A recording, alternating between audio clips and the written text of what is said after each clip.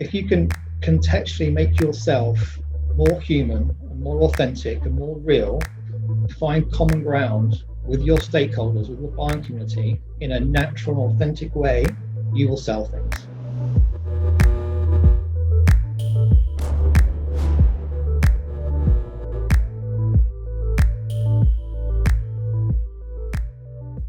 Hi guys, and welcome to the South Coast Sellers Club. It's January already, and since our launch in November, I don't really know where the time has gone, but I hope everybody had a great break and are fighting fit and ready for 2021.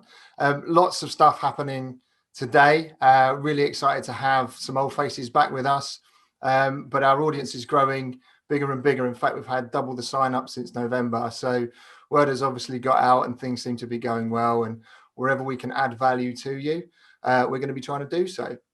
So for those of you that haven't been before, my name is Ben Bennett and I'm the host of the South Coast Sellers Club. I am managing partner of Second Voice, which is a consultancy geared towards supporting startups and founders go and win more business, essentially. And working with the guys at Silicon Brighton, we've created the South Coast Sellers Club to do exactly that. So what is it? It's a new meetup. It's a new community for people to come and get involved and learn. And it's for salespeople, business owners, sales team leaders, anyone who's looking to increase their activity to go and try and win more business. We will be bringing you regular events. So last one was in November, obviously had a bit of a festive break, but we're back, and our next one will be on the 11th of March. So we'll give you some more information on that later. We want you to get some practical advice out of this. So it's not just a case of come and listen to some talks. We want you to walk away with activities that you can plug into your business, into your teams, and into your own activities today. We'll be inviting you into a private LinkedIn group as well, because the whole purpose of building building a community is so you can engage with each other, learn from each other, and share. So you'll get an invite to that towards the end of the event, and on the post-event email as well. So this is a safe space. We want you to ask questions. We want you to get involved. And we want you to feel free to answer those questions as well. It isn't just on myself, the speakers, or the guys at Silicon Brighton to add the value. This is a community effort. So we've done two events, and they've both gone in a format where we've had a keynote speaker and then fireside chat with myself. And we're going to be switching that up next month as well. So we're going to be introducing breakout rooms so that you can network some more, engage with each other, learn some more, and who knows, you might even be able to sell some stuff while you're at it. So what's on today's agenda? If you've been paying attention, you'll know that we've got the very enigmatic Stuart Boyd, who's a partner at Capco, who'll be joining us to talk about selling into enterprise and exploring why perhaps some sales training isn't all it's cracked up to be. We'll follow that with a live Q&A. So get your questions in to the Q&A tab at the bottom of your screen and ask away. And then Stuart and myself can help answer those questions as we go.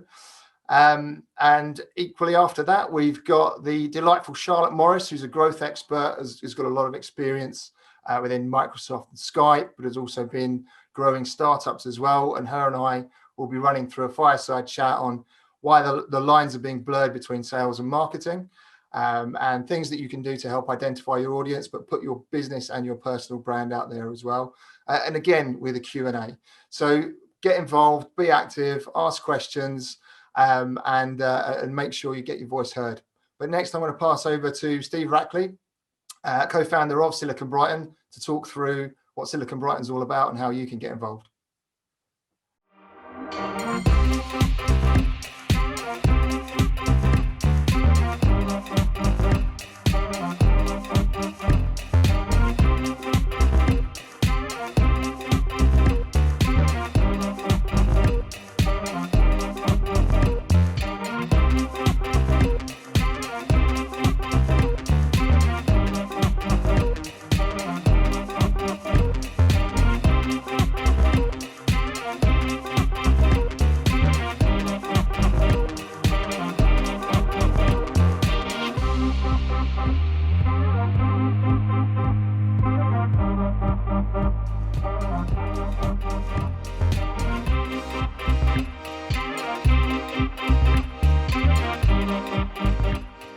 Thank you, Ben. It is an absolute pleasure to be here today. Thank you for organising, and also thanks to Charlotte and Stuart for coming along today and sharing their knowledge and expertise. As mentioned, my name is Steve Rackley. I am one of the founders at Silicon Brighton, and we are really pleased to work alongside South Coast Sellers Club as we understand how important it is for people to be able to learn amongst their peers, build connections, and just have that sense of community and belonging that can help to empower us all to deliver our careers, or to drive actually our careers and businesses forward. And that's really at the heart of what Silicon Brighton is all about. We are a community-led initiative to support digital growth across the South Coast. We began 18 months ago by working with local tech groups to help raise their profile and provide individuals just like yourselves with free opportunities for networking, training, upskilling and development, to try and help everyone benefit through the sharing of expertise and the forming of new connections and partnerships. So far, we have had over 50 events. We've raised thousands for our local NHS, and we've given a platform to over 100 speakers to share their knowledge. Now, if you haven't come across Silicon Brighton before, then I would urge you to take a few minutes later to visit the website. It's siliconbrighton.com, and there you can learn about upcoming events and browse through some great resources and speaker talks from previous sessions. You can also sign up to our monthly newsletter via the website footer, which will help you stay informed about all that's happening locally in tech. Alongside the events platform, we're also building a new community platform. This is a free online space to help everyone make stronger connections, learn about different meetup groups in the region, and access resources and forums where you can ask questions and seek advice. It's free to join and create a profile account, and it's a welcoming and inclusive space regardless of your experience level. So whether you're a student, you're just starting out, an industry veteran or a freelancer, we're hoping to turn this into a useful space for all those who are interested in the local tech scene. And if this sounds like you, then you can check out the beta version of the platform now by visiting the Join Us tab on the website. Anyway, we are pleased to be here today and looking forward to the great talks that are in store. Now, just before I leave you, I spoke earlier on, just now actually, about how important it is to learn from our peers, build connections, and have that sense of community and belonging. As Ben has already kind of explained, our events to date have been in a webinar format, but we are looking to change that. Now, because this is a webinar format today, that doesn't mean you can just sit back and listen. Sure, that is kind of okay. That's okay with us if that's all you want to do, but we'd also really appreciate you to speak in the chat. Please share your LinkedIn profiles, connect with each other, reach out and support anyone here who asks a question. And now we know that so many of you are attending, our next event is going to include networking, breakout rooms, workshops, a whole new level of collaboration. Okay, that's enough from me. Ben, back over to you, and everyone else, I will see you in the chat. Thank you. Thanks very much, Steve. And I've been in the Silicon Brighton hub for a while, and there's some great contacts and content in there. So I do urge you to follow up on that and get involved. So next up, as mentioned right at the beginning, I'm inviting Stuart Boyd, who is partner at Capco. Capco are a phenomenally large technology and management consultancy, and Stuart is joining us today to talk about his experience in selling to enterprise. So he's very well placed to do so, because he used to be the Chief Procurement Officer over at HSBC as well. So not only does the man know how to sell, he also knows how to buy as well. So that's quite a unique experience. So I'd like to welcome Stuart on board now, so we can have a chat. There he is. How you doing, mate? You well? Not bad, Ben. How are you doing? Good. I understand you're hiding out in Platform 9 in Hove at the minute. I am. I'm really enjoying it. I've got a nice little room at the back, so very happy. Fantastic stuff. So before you dive in, can you just share a little bit more about who you are to the people watching? Yeah, sure. So Stuart Boyd, I work for Capco, as Ben said, so business and technology. So we sell only to financial services institutions, but before that I spent probably 15 years buying anything from Jaffa cakes to jet planes to bank buildings to marketing campaigns. And in my last year of being the Chief Procurement Officer for HSBC, I spent a remarkable $2.5 billion. So I've probably had some of the world's so-called best salespeople try and sell to me. So what I've tried to do is cultivate my own unique style that I'd like to share with you today. Cool. Well, listen, I'll get out of your way. Thanks for that, and best of luck with the chat. And we'll catch up with some Q&A afterwards. And remember, everybody, get your questions into the Q&A section as we go. Good luck. Thanks, Ben. Thanks, Ben. Yeah. So first of all, just to thank Ben and Steve for the invite. I'm very pleased to join you today. I hope you can share some interesting thoughts. Just to introduce myself a bit more, I basically spent 15 years in procurement working for, I worked for BAE Systems, I worked for United Biscuits, where I bought Jaffa cakes, I bought chocolate. Then I moved into banking where my last year working for HSBC in New York, I spent a staggering $2.5 billion. Actually spent 50 million on jet bridges. So as you get onto an airplane, you see all the HSBC marketing material. I bought all that globally. So yeah, I pretty much had everyone in the whole world try and sell things to me.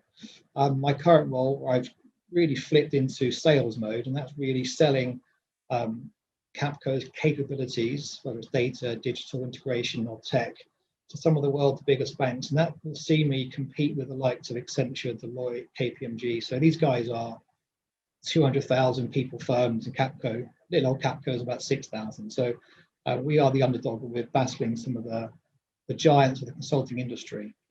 What I want to talk to you today about is really a couple of things. One is sales training and why it doesn't really work. I'll explain that in more detail. And then give you a view on what I think good sales looks like for me. So hopefully I can impart some hints, some tricks, some things that I do just to give you a bit of an extra margin when you're going out there selling. So to start with, it's sales. There's no shortcuts. If you want to sell and you want to win, you have to outwork, out-invent, and outrun the competition. And in doing so, you make yourself more capable, more intelligent, more relevant, more lucky.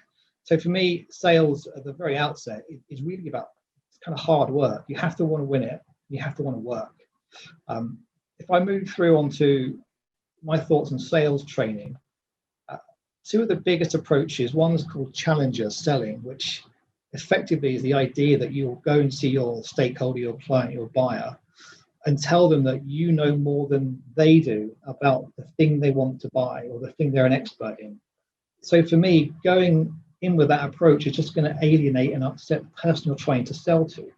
A number of times I had people come and try and sell me banking systems, and I could sit across the room with the head of banking technology who knew far more than they did about banking technology within HSBC.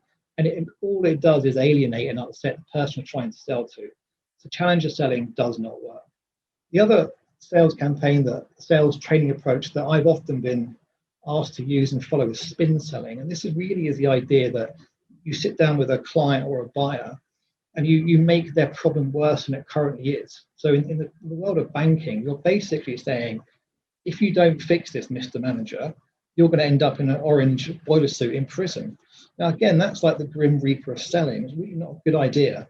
So yes, understanding the problem is important. Understanding what your client wants to buy is important, but scaring the wits out of them is not good. My take on what good sales is effectively, you look around you, look at everyone who's selling and take the best bits of all of that and cultivate your own style, but do it in an authentic way. For me, when I was buying things, it was the people who were authentic, people that I believed in, that I bought from. So for me, the reality of sales, when you really boil it down, selling is just a conversation. It's just having a chat with someone. We all have friends, wives, husbands, girlfriends, boyfriends, both, whatever, right? And we have to sell ourselves in doing that. For me, selling in the corporate world is no different. It's just a question of understanding that you yourself and what you say and how you act and how you interact is the best sales weapon that you're going to have.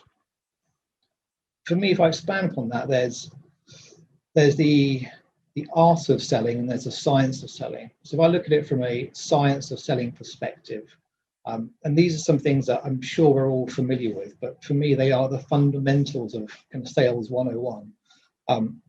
Get prepared. So I think it was Lincoln who famously said something about, give me 6 hours to chop down a tree and I'll spend the first 4 sharpening the axe. That is so true. In any sales campaign, understand the roles and responsibilities of the sales team. And even if it's just you as the only salesperson, you have to carve yourself up into a campaign manager, a bid manager, a pricing manager, a solution architect. These are all distinct, separate roles in a sales team or separate parts of a sales campaign. So very quickly get organized, understand the role that you need to play or the role that the team needs to play. The other thing is, and sometimes people can often get this wrong, is you really need to know your product, your offering, and also your own weaknesses. So many times when we're looking at a sales campaign, we try and quickly understand what does a client think about us and what are the perceived weaknesses they have. For me, that's a really important step in getting prepared for structuring a campaign. The other piece is around competitor landscape. So whether you're selling apples or pens or IT services, really quickly understand who your competitors are for each particular sales campaign.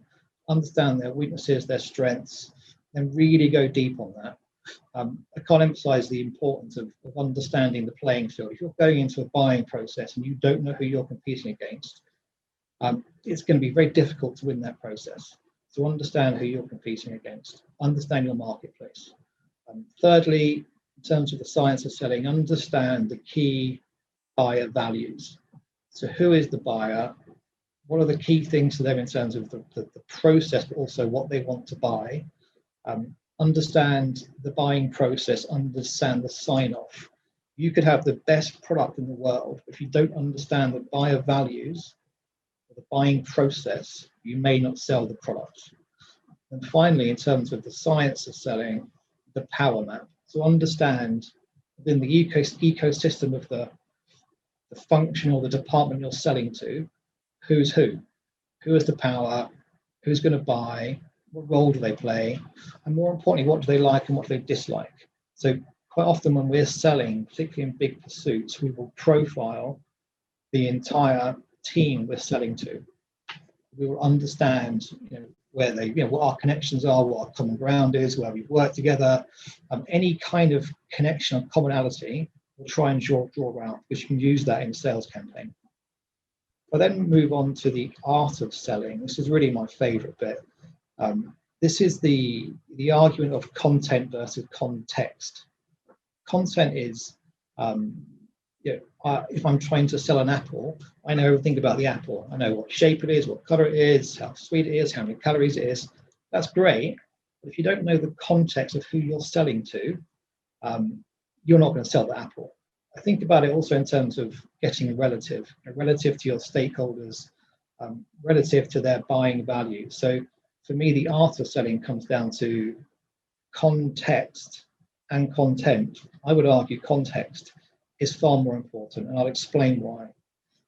If you can contextually make yourself more human and more authentic and more real, and find common ground with your stakeholders, with your buying community in a natural, authentic way, you will sell things. And what I mean by in a natural, authentic way is understanding any mutual common ground that you have with the person you're trying to sell to. That can be, sports, holidays, children, dogs, anything at all that you have as a shared common ground. Anchor on that, but do it in an authentic way. If you don't do it in an authentic way, it can come across as quite contrived and it can backfire. The other part of the art of selling, and this is something that I think people kind of get lost on, is more than the product or the service that you're trying to sell to your client, you have to understand how that's going to benefit them and their careers.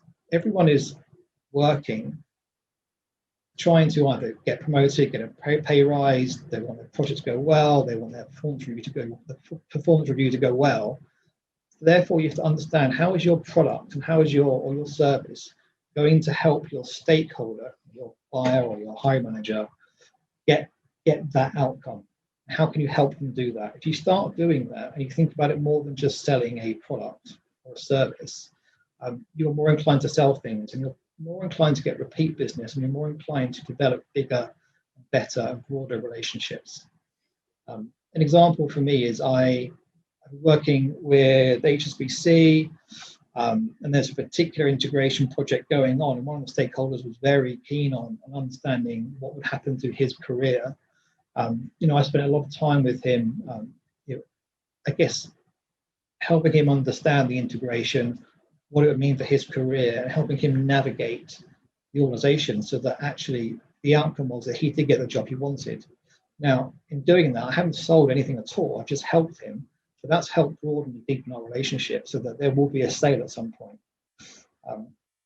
The question then kind of becomes, how do you develop that relationship? How do you create buoyancy? How do you create that connectivity? And for me, it's all about trading knowledge, trading information to help the stakeholder meet their objectives. So again, by that, what I mean is, do you know something about the market? Do you know something about the product? Do you know something about job opportunities? Do you know something about promotion gossip? If there's anything you know that you can share with your stakeholders, that will help expand and deepen and broaden your relationship. So to me, there's this whole world of contextual selling and relative selling, which isn't about my apple is round, it is green, it tastes really sweet. It's about, contextually, can you help the person you're selling to get ahead in their career, get a pay rise, get a promotion? These are the things that will really help you. Now, the other thing that I really believe in, and I think this is true of most things when it comes to selling, is that people buy things from people they like. The number of times someone's walked into my meeting room or my office, and I just, for some reason, not buying it, don't like it, something about you, I can't quite explain it, but I don't like you, so I'm pretty not going to buy from you. Sad thing to say, but it's reality. People buy things from people they like.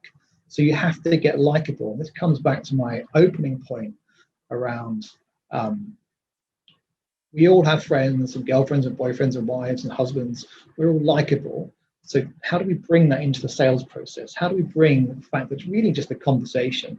How do we bring that into selling something? Because if you can do that, and you can get likable, and you can become memorable, and the client or the hiring manager feels that you are charming, charismatic, warm, they will continue to buy from you all the time. One of the things I do, and it's a little bit of, Ben will laugh at this because he knows my children, but I typically, when I'm having client meetings, I will urge my children to come into the shot of the video, because who doesn't love a child, right? It makes you more likable, it makes you more human, and clients buy that, right? So think about how you can become likable and memorable in a way that's not linked or anchored around your product or service. And then I think finally for me, using body language to help sell is a massive thing, and that's harder in a virtual world. I just came off a pitch where there were 26 people on the pitch. This is one of the worst things that COVID's done, is that selling is now done by committee. Within those 26 people, I couldn't really see what they were doing. I couldn't read their body language. Really frustrates me. It's hard to read the room, but I think in a more traditional sales environment, think about the human touch, how you can personalize yourself. So think about things such as mirroring the body language, matching the body language, pacing. One of the things I often do when I'm selling is I speak at the same pace as the person I'm selling to. If they speak really slowly, I will speak really slowly. If they speak fast, I'll speak fast. Those little things make a big difference and make you more likable, make you more human. There's a sales technique also called the hierarchy of ideas. Again, Ben will like this because my wife does this. If you ask my wife, how was our holiday? She will tell you in detail everything from when she left the house to how she drove to Gatwick, how she went through security, how she had a glass of wine before she got on the plane. It will take about 6 minutes before you actually get to the holiday bit. If it's me, I will describe things at a much more macro level. The weather was nice, food was good, sales were great. So when you're having conversations with your people you're selling to, think about how they speak, how they describe things. Do they do it in great detail, or do they do it at a macro level? And then match that and mirror that. And then the final part of what I'd like to share with you, and this really is key for me in selling, is try and shift your relationship from the professional to the personal. I saw this with one of my bosses 3 or 4 years ago, that he would very quickly try and move relationships off email and onto WhatsApp. It sounds like a really small thing, a really insignificant thing, but if you can get your relationship from the personal, from the professional to the personal, by using WhatsApp, using text, again, makes you more human, makes you more real, makes you more likable, and actually you can get better buying decisions done much more quickly in an informal way. One of the things I always do with my stakeholders is we have informal, relaxed dinners and drinks, and sometimes they bring their families, I bring my families, but it's about making myself human, making myself likable, making myself personal, and they're the things that make it a lot easier to sell and to develop relationships. So that's about 15 minutes from me and a few thoughts around sales training, the art of selling, the science of selling. So I'd welcome any questions or anything you'd like to discuss. We had a chat from Jim Hyde. It says, "Hi Stuart, I want to ask you what your biggest sales accomplishment is." That's an interesting one, right? So I'll answer it in 2 ways. One of them was convincing my wife to marry me. That was the greatest sales campaign of my life. It took about a year. It wasn't a quick sell. There was many rounds of presentations. I think in a professional setting, I recently renewed a 5-year managed service with a bank that's worth in the region of £100 million. And that renewal was done without going to market. So they did not re-tender that contract, and they re-signed it with me purely based on our relationship and the service. So for a client to go against their procurement policy, their procurement framework, and to allocate that level of contract without going to tender, is fairly significant and something I'm really proud of. That's awesome. It's massive. Dream of getting deals that big. We've got another question here from Jim Cunliffe. Hi, Jim. Good to have you with us. He's basically saying that one of his existing clients has been given an instruction from above to force them to use another supplier. He's been assured that he will continue to get the sale because they've got a great relationship, but how does he make sure they continue getting sales with that business? So I think that's about perseverance and resilience and staying connected. I think you just got in those situations, you have to balance staying in touch with your client, staying connected without pestering them. There is a danger you can be too persistent, too much contact. But I think just hang in there, stay close, stay connected, stay relevant, stay buoyant. And what I mean by staying buoyant is what else can you do to make yourself or your product even more needed or required by the client. So don't stop selling. Always keep selling until the contract is signed and the money's in the bank. Agreed. There's an interesting question here that I think leads on quite nicely from that, which is Jonathan Martin has asked, what works well for you to get in front of cold approaches? Now, your world's slightly different, and I think you're selling into larger relationships that you've got, but there is a cold approach that is required for a lot of businesses as well. How do you make that human connection that you spoke about when you're at that early stage? Because it's hard to stand out because everybody's having a go. Yeah. I think if I go back to when I was working in procurement, you get, on an average day, you'll get 10, 15, 20 emails, and people just, do I read the emails? Probably not. Am I going to open the attachment? Probably not. I think when it's cold, it's finding a relevant connection with that person, so that they're going to stop what they're doing and allocate time to meet you or speak to you. So I recently wanted to get to a particular stakeholder, and he was working in effectively kind of AML, anti-money laundering. And I could send him all the things that we do, all the presentations around anti-money laundering, all our capability decks. But instead of doing that, I just took the time to profile him. Went on LinkedIn, did some internet search on this individual, and I found out that they were ex-armed forces. So my approach was actually talking to him about our armed forces recruitment campaign and getting him to help us, and asked him to speak at an event. So I wasn't trying to sell him anything. I was just looking for a way to develop a relationship. So for me, when you're selling cold, it's about trying to find a way, an opening to build the relationship. If you just go in with, do you want to buy? The answer is probably going to be, no, I'm too busy. It's finding a way where you can make a connection that establishes the beginning of a relationship. That relationship will end in you selling something. So I think it's about finding someone who can refer you, someone who knows your stakeholder, anything at all that allows you to make an introduction that is less cold and more warm. Sure, I'd agree. And I think, there's obviously an element of people in telesales as well that do have to do that cold approach more regularly. But, it is about putting in that time and doing the research. Yeah. I've done cold calling when I was younger. And actually the reason I ended up being better at it than some of the others is because I would make 30 really effective, well-researched calls rather than just dialing 100 numbers and hoping for the best. And I think, there is obviously the element of time that's involved in working that all out, but it's important that you do build that connection.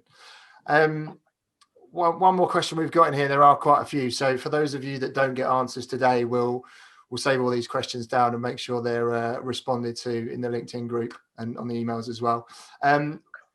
One of them, which is great. What do you think the key characteristics about you that your clients like? My charm and good looks. I saw that coming. Yeah, no, I think honestly, I'm amazed at. Sorry, I'll start again. That sounds really idiotic. I'm surprised at how often I use body language to develop rapport with people, and it works. Mirroring, matching, pacing. I catch myself literally mimicking the people I'm trying to sell to, because I know that it will make them like me. So the one thing is I almost do it naturally now without thinking about it. I copy the person I'm selling to because it will make them like me. I took a master's in cognitive hypnotherapy about 4.5 years ago. And they teach you all about IQs and body language, and if someone looks up, they're a visual thinker, and if they look down, they're a kinetic thinker, more emotion. So I use that sometimes. But the thing that really helps me, and I think the thing that makes me likable, is that people can relate to me because I try and make myself like them. And people will buy things from people they like, and people like themselves, so they buy those things. So true. So true. Appreciate the honesty. And then one last one from Chris Gardner. How would you describe the differences between selling to corporates, meaning the large with the professional buyers, versus your SMEs who are literally your one-man bands, or there's only one decision maker who is going to be involved in the process? Yeah, that's a good question, right? Because it is very different. If I take it from one angle, which is when I was in procurement, I was buying things. I always like to buy things from the underdog, from the smaller suppliers, because it means something to them. If you're sitting in front of a managing partner or a managing director or a CEO of a small company that's their company, they won't let you down because they can't afford to let you down. If you give a piece of work to Accenture and you get 25 graduates roll up the next day, they don't give a shit if they let you down or not. So for me, I always prefer to work with smaller companies, underdogs, because they can't afford to fail, right?